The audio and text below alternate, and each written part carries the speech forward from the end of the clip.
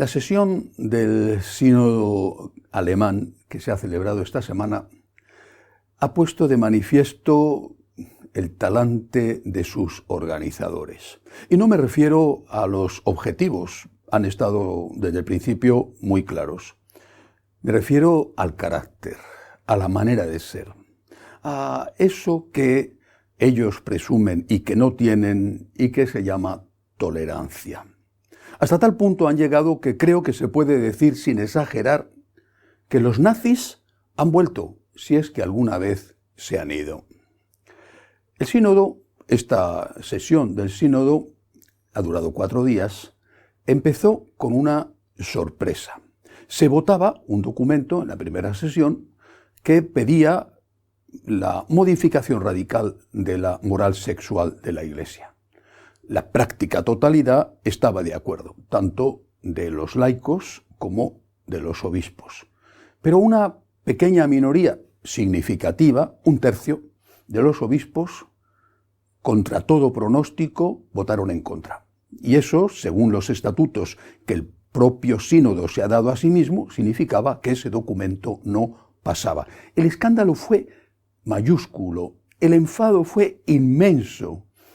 El presidente de los obispos alemanes, Monseñor Bachtin, llegó a decir que él no lo había visto venir, es una frase suya, que él no lo había visto venir, es decir, que él no había previsto que existiera un grupo de 21 obispos, que esos fueron los que rechazaron el documento, y que existiera ese grupo y que estuvieran dispuestos a votar en contra. No lo había visto venir. ¿Por qué? Porque la mayor parte de los obispos están tan asustados que en los debates prefieren estar callados. Manifestó su enfado, su disgusto, y en la misma línea se pronunció su alter ego, que es el cardenal Marx. Bueno, los laicos amenazaron incluso con marcharse inmediatamente de la asamblea sinodal y, por supuesto, con irse de la Iglesia y generar una campaña de abandono masivo de la Iglesia. Primera sesión. En la segunda sesión, para que no se repitiera el tema, y además se votaba sobre el sacerdocio femenino, y el documento decía que había que ir al sacerdocio femenino, no al diaconado, que es un trampantojo, eso es algo que todo el mundo sabe que no es más que una excusa para llegar al objetivo, sacerdocio y después episcopado femenino. Pues bien, en ese documento, como se preveía que podía pasar igual, Bachtin reunió a todos los obispos a puerta cerrada y les propuso una transacción. En vez de aprobar un documento que decía que había que ir al sacerdocio femenino, decía el documento que iban a pedir a Roma que estudiara la posibilidad de aprobar el sacerdocio femenino. Bien, esto no es mucho, porque a Roma se lo han pedido ya decenas de veces y desde hace mucho tiempo. Bueno, ese documento, que era un documento aguado, no tuvo problemas y se aprobó. No tenía realmente significación práctica. Y ahí fue donde se produjo el punto de inflexión y donde mostraron su talante dictatorial y además digo nazi.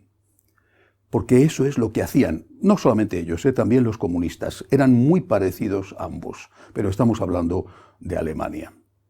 Porque inmediatamente, como habían llegado a un acuerdo que aguaba el documento que pedía el sacerdocio femenino, los laicos presionaron. Y entonces se cambiaron sobre la marcha las reglas de votación en la asamblea. Y se decidió que desde ese momento el voto dejaba de ser secreto y que tenía que hacerse a mano alzada, es decir, tenía que hacerse de forma pública. El pequeño grupo significativo suficiente de obispos conservadores inmediatamente se disolvió.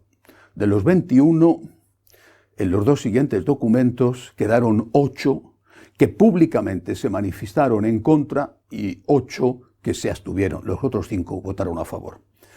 Era un documento, el tercero era un documento donde se decía que no habría ningún tipo de represalia hacia los empleados de la Iglesia, profesores de religión y quizá sacerdotes, que vivieran de una manera contraria a lo que establece la moral católica, es decir, relaciones homosexuales con su pareja o bien relaciones de convivencia. Bueno, aprobado por amplia mayoría. Y del siguiente, es un documento en el cual se aprueba la creación de un consejo sinodal permanente integrado en su práctica totalidad por elementos liberales, laicos y obispos, prácticamente todos, y que va a coordinar la aplicación del sínodo, tanto en las diócesis, por tanto que va a tener un carácter coercitivo sobre los obispos diocesanos, y por supuesto en las parroquias. Desde ahora ese consejo sinodal será el que mande en la Iglesia alemana, insisto, tanto en diócesis como en parroquias. Es evidente lo que pretendían los que cambiaron el voto secreto por el voto a mano alzada, el voto público. Es evidente lo que buscaban unos y también lo que vieron venir los otros. Es cierto, creo yo, que los 21 tenían que haber estado dispuestos al martirio. Y no, por desgracia, no lo fueron. Pero hay que ver lo que se jugaban. En la mente de todos estaba el pasado reciente en tantos sitios de la Iglesia. Por ejemplo, quema de iglesias en Chile, de forma totalmente impune. Y no pasa nada en ese país. Los ataques a la Iglesia en Argentina, cuando llega el Día de la Mujer Trabajadora o cualquier otra manifestación supuestamente feminista, salen todos los periódicos, todos los medios de comunicación y no pasa nada. Supuestamente son grupos de gente enfadada por la carestía de la vida o grupos de LGBT, pero en realidad son profesionales, paramilitares, pagados, profesionales de todo eso.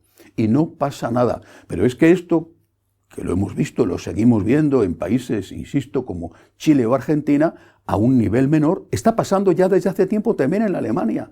Los escraches, el acoso a los sacerdotes, a los obispos, incluso entrando dentro de las iglesias cuando están celebrando la misa, si no es un sacerdote o un obispo liberal. En Bélgica, el anterior arzobispo conservador, no el actual, el anterior conservador tuvo que soportar que en una conferencia le estrellaran una tarta en la cara.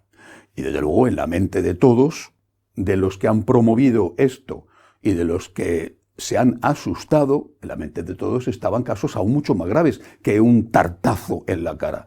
Me refiero a las acusaciones absurdas contra el cardenal Pell, que le tuvieron más de un año en la cárcel, o las más recientes acusaciones aún más ridículas y absurdas contra el cardenal Ouellet, de que una señora dice que en público el cardenal le puso la mano en la parte baja de la columna, sin especificar la altura de la vértebra lumbar, en público, delante de todo el mundo. Y ahora, 40 años después, la señora se acuerda y dice que está muy dolida. Todos saben en la Iglesia en este momento a lo que se enfrentan si se atreven a defender la doctrina católica. Y en Alemania, en primer lugar, o de una manera especial por lo menos. El nazismo, insisto, si es que alguna vez se ha ido de estos grupos, el nazismo ha vuelto. El que se atreva a ir en contra de lo que esta mayoría violenta está decidida a hacer y hace, ese va a ser perseguido de una forma o de otra, incluso llegando a la calumnia, a la difamación, a hacer todo lo posible por destruir a la persona, y si no que se lo pregunten también al cardenal de Colonia. La cuestión está ya muy clara. No están dispuestos a ceder, van a seguir su camino, van a aplicarlo, y ahora lo que hay que preguntarse es, primero, ¿qué van a hacer los laicos?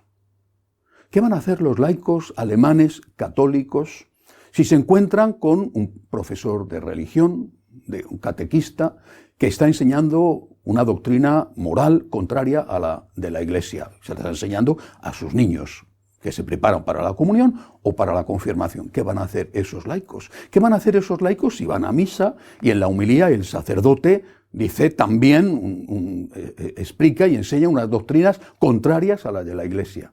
O incluso si el sacerdote tiene pareja y sale hasta con la pareja a saludar juntos al acabar la misa. ¿Qué van a hacer esos laicos? ¿Se darán de baja de la Iglesia y dejarán de pagar el impuesto religioso? Y si lo hacen, no podrán pedir un funeral, no podrán llevar a sus niños a catequesis y pedir la primera comunión o la confirmación, pero es que, ¿qué catequesis les van a dar? ¿Qué deformación, no digo qué formación, sino qué deformación les van a dar si no se la están dando ya? ¿Qué van a hacer los laicos? ¿Y qué van a hacer los sacerdotes? Si el obispo le obliga al sacerdote a dar la comunión a personas que él en conciencia está seguro de que no pueden comulgar. O si, por ejemplo, se crea en su parroquia una comisión de laicos que le exige una revisión de su homilía y le censura aquellas cosas que el sacerdote quisiera decir, pero que van en contra de toda esta teología de realmente la adaptación a lo peor del mundo. ¿Y qué va a hacer el Vaticano? ¿Qué va a hacer la Santa Sede cuando todo esto se empiece a llevar a la práctica? Que ya no es una cuestión de a ver qué va a ocurrir, no, ya lo han aprobado y además han dicho que lo van a ejecutar. Han creado una organización, un consejo sinodal permanente para que se ejecute. E incluso ha habido obispos que han dicho que van a aplicar en sus diócesis hasta aquellas cosas que no fueron aprobadas, como lo que sucedió el primer día con lo de todo el tema de la moral sexual de la Iglesia, o el segundo día con sacerdocio femenino. ¿Qué va a hacer el Vaticano cuando esto ocurra? El presidente de los jóvenes católicos alemanes acaba de hacer unas declaraciones diciendo que ellos, él está dentro de ese grupo inmensamente mayoritario del sínodo, que ellos no quieren una iglesia nacional alemana, pero que no les quedará más remedio si el resto de la iglesia universal, no avanza con ellos, no solo si no les da permiso para que ellos hagan lo que quieran, sino si no avanza con ellos, si no les imita y si no sigue su ejemplo. La situación es esta y está puesta, repito, delante de los ojos de todos con plena claridad. O se afronta un cisma en Alemania, quizá también en Bélgica y Suiza, posiblemente, no creo que mucho más, pero desde luego en estos tres sitios se afronta un cisma con todas las consecuencias, o por el contrario se permite que ese virus de herejía se extienda por toda la Iglesia, porque en la medida en que a ellos se les permita hacer lo que quieren impunemente, como en algunas cosas han venido haciendo, en esa medida muchos, en muchos países, dirán lo que afirma aquel viejo refrán: el que calla, otorga, y el no hacer nada será interpretado por muchos como una especie de beneplácito. Y por lo tanto, no faltará quien en un sitio o en otro, a veces conferencias episcopales, a veces diócesis o a veces parroquias, les imite. El talante de estos dictadores se ha puesto de manifiesto. De tolerancia nada. El que no vota como ellos quieren públicamente, que se prepare para la persecución. Pidamos al Señor que a todos nos dé la fuerza de los mártires para amarle y defenderle como Él tiene derecho a que le amemos y le defendamos. Hasta la semana que viene, si Dios quiere.